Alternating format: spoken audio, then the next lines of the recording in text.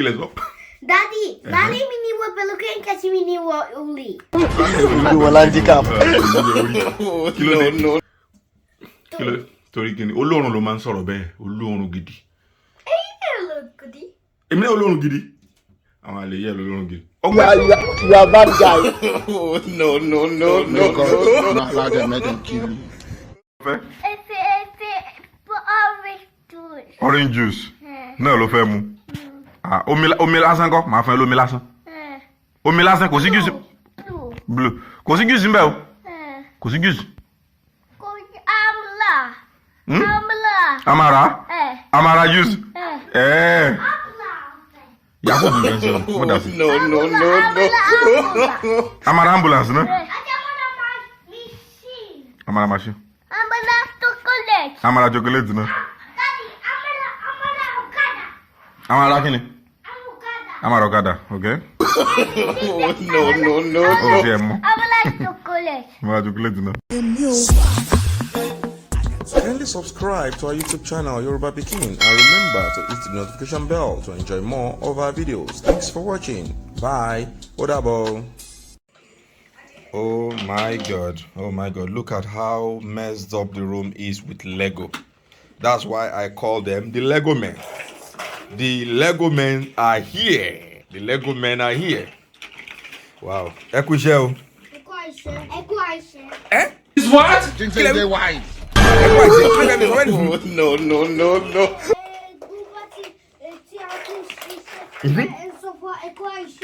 Torí ẹlẹ́yìn náà fi sọ bẹ́ẹ̀ fi ń pè mí náà kó àìsí. You don't know why. Supposed to be out of this. Àbùkù olóró ń gbọ́ lẹ́sìn. Èmi ọkà àbùkù. You know you can be prosecuted for that. Mo ti mọ sí ìjọba ẹ lọ Nàìjíríà mọ́. Days, irú ọmọ wo wá rè nítorí ọ̀la. Ẹ ní lọ Nàìjíríà mọ́. Ẹ ti bú mi. Èmi ò ní lọ. Tani wàá mú yín lọ? Tani ò mẹ́yìn lọ? Tani ò fẹ́ mú yín lọ? Mọ́mì wo? Ìyá yín. Ìyá yín ò mú yín lọ Nàìjíríà.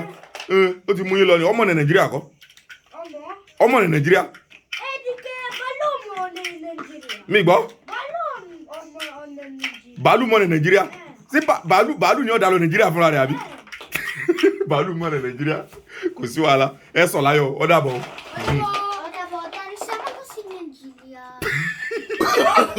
Ṣé bẹ́ẹ̀ kọ́ ẹ sọ pé bàálù mọ́ ní Nàìjíríà? Ìparọ́. Ṣé bí Yakubu sọ pé bàálù mọ́ ní Nàìjíríà? Bàálù tó mọ́ ní Nàìjíríà náà ni ó gbé yín lọ. Bàálù náà ni ó gbé yín lọ. Ó fẹ́ lọ Nàìjíríà àbí?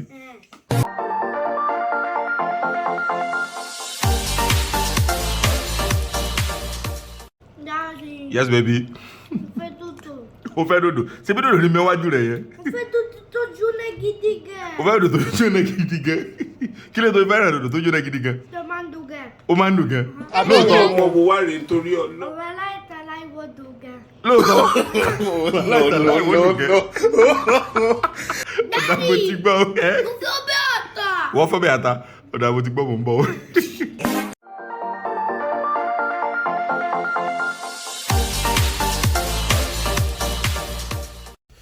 Hello. It's beautiful morning in Finland, and you want to see how cold it was yesterday night. Just check it out. And I had one malt drink inside the car yesterday before I went to sleep, and for you to know how really cold it was overnight, and I can show you. So this is the bottle of the malt. I dropped it in the car, and guess what? It's frozen. You see that? It is frozen. That's how cold it was. And it's still cold. My boys were just playing inside the snow this morning. I was like, okay. God, it's cold. Bowen. Dada. Bowen, Dada. Talufo. Ada. Don't bàjẹ́. Bọ́dọ̀ ìdí mi. Gbé gbogbo fúnra fún mi. Ìdí tí mo lè gbóòrùn rẹ̀ kọ́ gbé sọ. No. Oh my days, irú ọmọ wo wá rè nítorí ọ̀la. No. Nǹkan sọ kó gbadì gan. Ọ̀dàbọ̀. Ẹ mọ́ lọ. You will move out of this house. You are bad guy. No.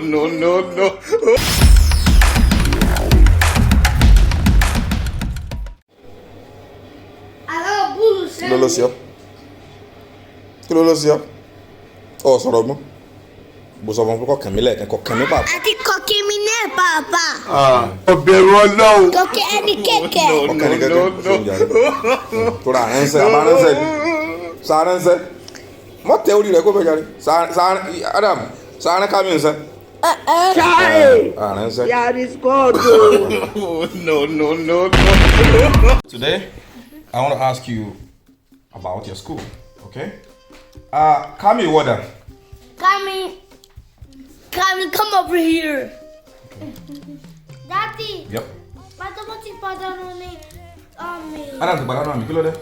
Dúró ti sọ̀gẹ̀. Èmi gan ti gbàgbé. Okay, Adam, for you not to lose your point, you have to tell us what is come over here in Poposku. What is come over here in Poposku? Hoştu. Okay, what is come over here in Pofinsku? Tultana. What is come over here in Yorùbá? Wambi. Wambi. Yakub is not going to lose his point because he got everything right. So wait, what is guess? I have a reason for speaking English. Guess. Okay, this is ready.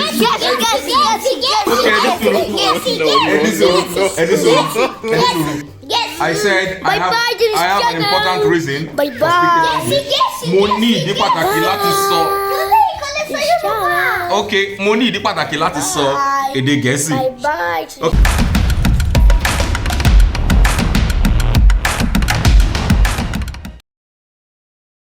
Adi, kineti sosiole mommy. Kí mo ṣe kíni?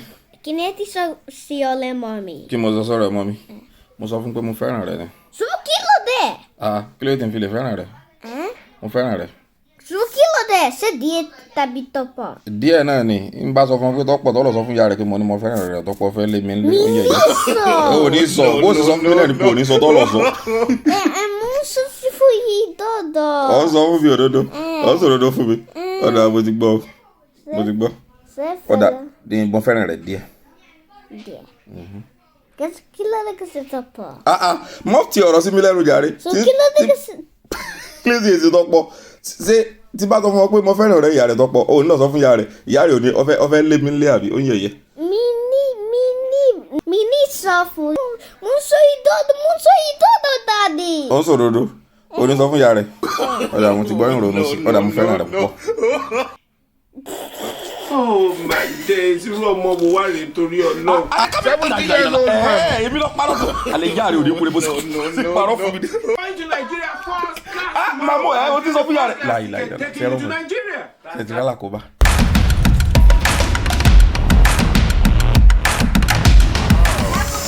Hello, Yakub. How are you today? How are you today? Good. What is Adam doing? He's vacuuming. Wow.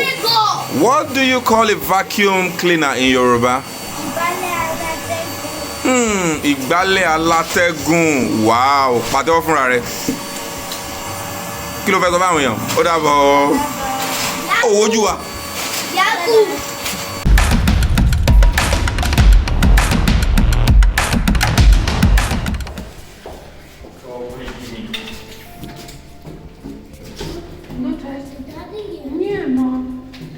Nie ma daty.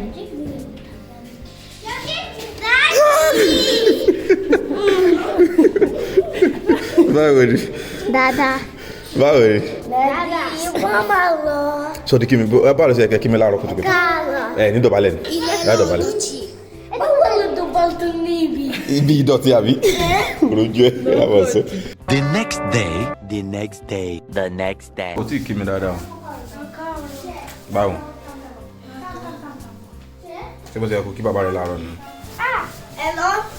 Èmi lẹ̀ ló? Ó ti kí mi láàárọ̀ yìí? Dzień dobry, babciu. Cześć. Daddy. So ti kí mi láàárọ̀ yìí? Mo ń sọ nǹkan. So ti kí mi láàárọ̀ yìí? Ó yá kí mi dáadáa, súnmọ́ yìí kó kí mi dáadáa. Báwo ló ṣe yẹ kó kí mi? Daddy. Dọ̀bálẹ̀. Ó yá dọ̀bálẹ̀. Ilẹ̀ ẹlẹ́yìn ọ̀dọ̀tí, ilẹ̀ ẹlẹ́yìn ọ̀dọ̀tí. Say they Wọ́n lò yẹn fún mi láàárọ̀ yìí kò lè ṣe. Kó bẹ́ẹ̀, ó yá. Báwo ṣáájú dáadáa? Adúpẹ́ o. Wọ́n kọ́ Yakub. Saji dada. Adúpẹ́. Daddy. Ṣùgbọ́n kí ni? Kí ló dé Bábjọ́ kò lè dọ̀bálẹ̀? Kí ló dé Bábjọ́ lè dọ̀bálẹ̀? Ṣé kí n sọ fún ìyá ìyàwó mi kó dọ̀bálẹ̀? Ó fẹ́ kí wọ́n gba ìyá rẹ̀ lọ́wọ́ mi. Wọ́n máa gba ìyá rẹ̀ lọ́wọ́ mi. No. Àná mi nìyẹn, àná mi ò lè dọ̀bálẹ̀. Mo nífẹ̀ẹ́ rẹ̀, yà lọ bọ́lẹ̀.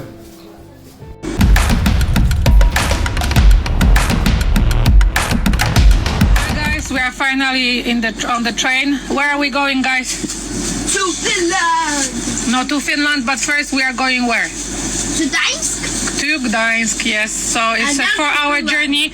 I have a bag full of food, so everything will be okay. And we get candies too. And the candies But too, we yes. cannot eat many candy. When you eat many candy, you feel like you're eating more. Yes. You're gonna feel like you eat trash. Yes. Mama. Tak. Gdzie jest nasza mała kuchnia? Gdzie mamy kuchnię? Po co ci kuchnia? Wiesz tu wiesz, że mamy taką małą kuchnię? To nie teraz, później. To ci pokażę. Jak będziemy We have an update. Adam and Kamil are driving. Mam gdzieś też Jakub, this is Jakub here sleeping. już mama. Nie, we have about 3.5 hours.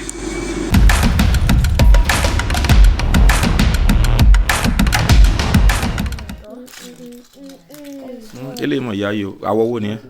Àwọ̀ aláwọ̀ Kí ló irú àwọ̀ wo lélẹ̀? aláwọ̀ Ètò mú lọ́wọ́ tó jùlẹ̀ lẹ́nu. Tọ́sẹ̀ jùlẹ̀ lẹ́nu sí ni. aláwọ̀ ewé. Aláwọ̀ ewé. Mo sọ fún yín lẹ́ẹ̀kan mo ní àwọ̀ kíní yẹn ó papọ̀ mọ́ àwọ̀ ẹni tí ń bẹ ńlẹ̀ yìí wípé ẹ padà sọ gbogbo kíní yẹn nù ẹ kọ́ tí kún sí mi. Sọ dá bẹ́? Kò dá. Kí ni ìtumọ̀ kéèyàn ọkọ̀ tí kún? Àdáyé ló wà tí a bọ̀rẹ̀. Ẹ dá mi lóhùn àti ẹ̀gbọ́n. Sósì dá. Kò dá. Kódà. Ẹ mọ̀ sí bẹ́ẹ̀ ọmọ ẹ ti gbọ́. Ọ̀ya ẹ farabalẹ̀ kó gbogbo kíní yẹn lẹ́lẹ̀.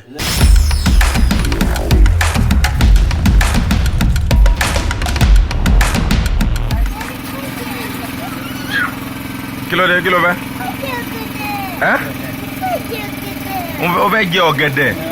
Ok, ọ̀ya lọ bá ń tí àmì lẹ́fọ́ ká ń tí àmì lẹ́fọ́ ọlọ́gẹ̀dẹ̀. Ọ̀ya ayíkí lọ bá ń mọ́gẹ̀dẹ̀ wá fún mọ́tò. If you come across this video on Facebook, kindly help us to report it. Our Facebook page is hacked. Thank you. Yoruba Pikin.